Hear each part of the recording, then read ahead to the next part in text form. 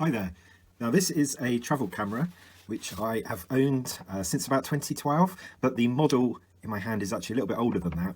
It came out in 2010, so a couple of years before, and I actually bought this camera secondhand, and I think I paid around £100 for it, but a couple of years before that it probably would have sold for several £100s, so probably £300 or £400. It featured quite a few nice ideas, and it was neatly packaged. It also had a really nice feel of quality about it, and it has done very well actually. It's lasted probably longer than I thought it might. Only recently I've been getting some lens error issues with the camera, and after a little bit of tapping on the lens it kind of corrects itself, but it has come back on occasion, so it really is on its last legs now. The Panasonic DMC-TZ10 was also known as the ZS7 in the States, and probably in other markets, and it really was a groundbreaking camera. It featured around 14 megapixels, but I think around 12 megapixels the standard usable number, but it did give way to very good performance. Even though the lens wasn't particularly fast, the f value was a little bit high on it. It was actually very good at dealing with noise and low light.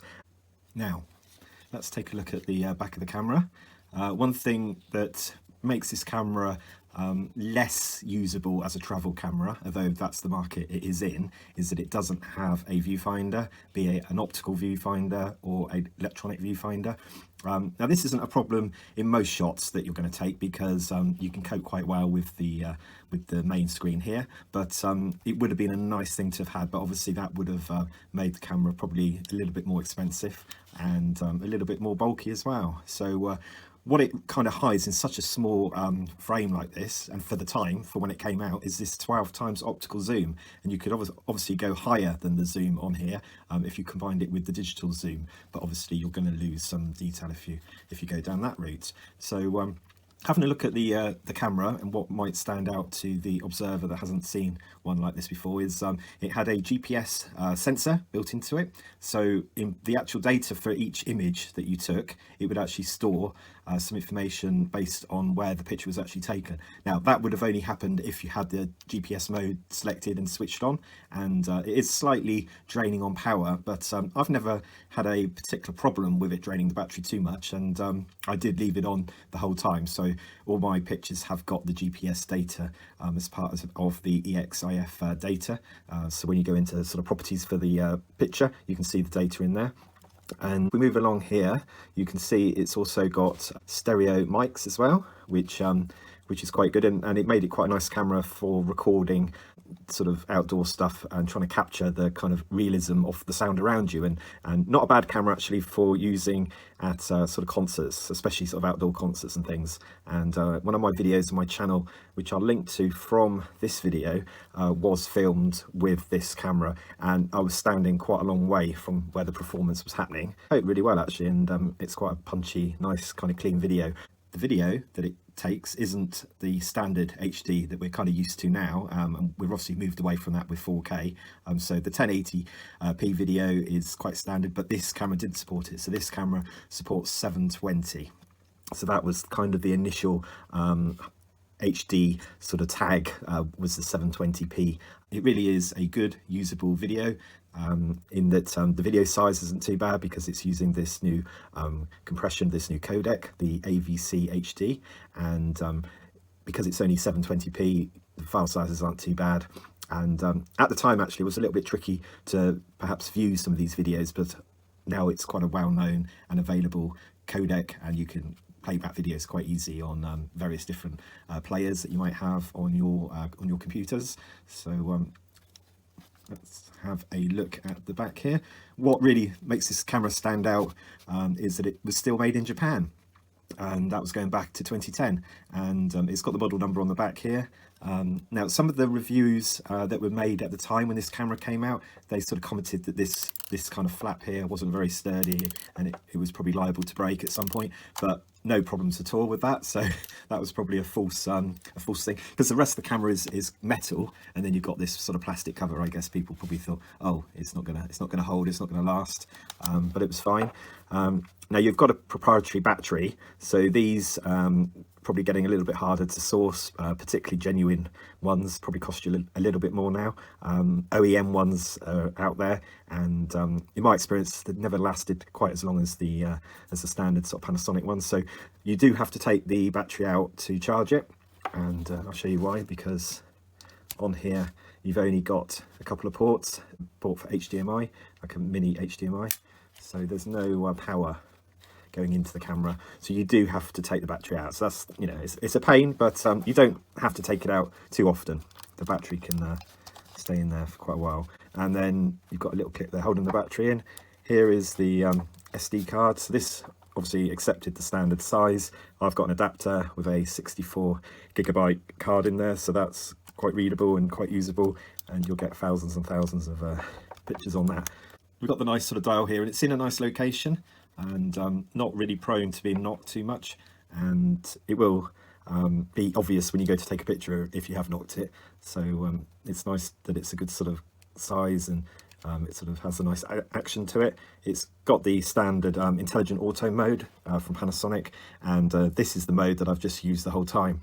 And I could have gone creative, but I prefer the SLR sort of cameras for that sort of thing. So for sort of point and shoot and take pictures very kind of quickly, and ones where you wanted to perhaps just really take advantage of the zoom feature of this camera, then yeah, just leaving it on there was fine. I'm going to just show you the modes now, and I'll do that with the screen on so you can actually see how clear the screen is. It's quite nice. So this is set to the standard mode here. It's giving my location away there, not far from Newton Abbot, not quite Newton Abbot, but not far away. So it's got program mode, it's got the aperture priority, it's got shutter priority and manual exposure, so that's really good. There's a custom mode, so this gives it a little bit of creativity in that you can set some custom settings and then just choose one of those.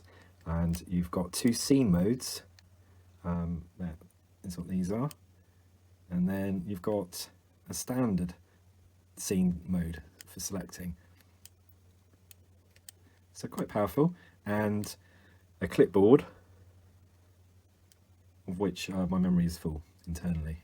Looking along here we have the zoom. I've got it set to 16 times, but 12 is the basic optical setting, 12 times. You can go beyond that. As I mentioned earlier, the camera has been giving me a little bit of a problem with the zoom, but it seems to be settled down now. Now with the on and off switch, I'm not a particular fan of it because it's quite recessed, but I guess that helps it not to get knocked when you've got it in a bag or in your pocket, so not all bad there.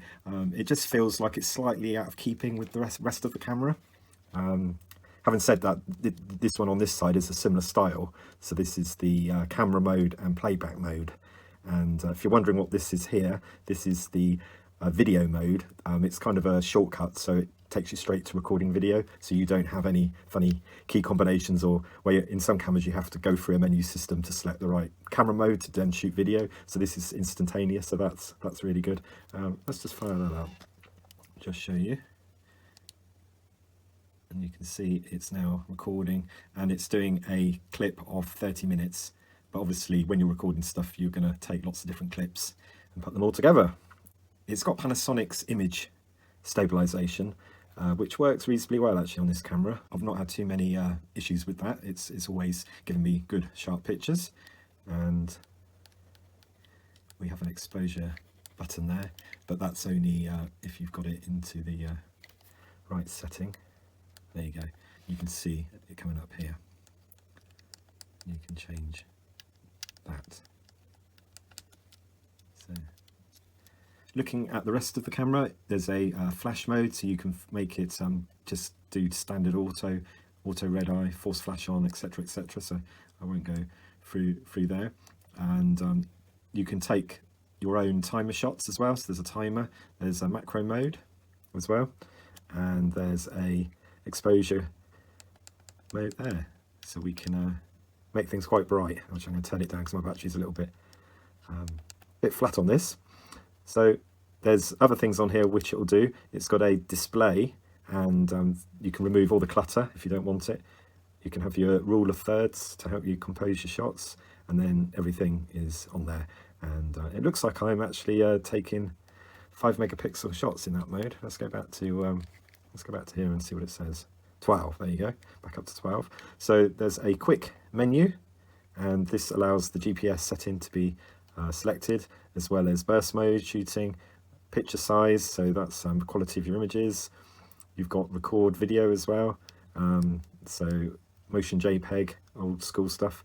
That's the AV, let's go back to that AVC HD Lite, and then you've got it with GPS data actually, so that's good. And record quality there, just various modes, and I could just leave it on the top one. And you've got LCD mode as well, so you can basically let it do some power saving things for you, which is really useful. We'll go into the playback, and you can see, oh, we've got a very short video, so let's try that, shall we? See, it's now recording, and it's doing a clip of 30 minutes. But obviously, when you're recording stuff, you're going to take lots of different clips. So that's just really nicely done as well. If we then go off, we can see some pictures taken out the window.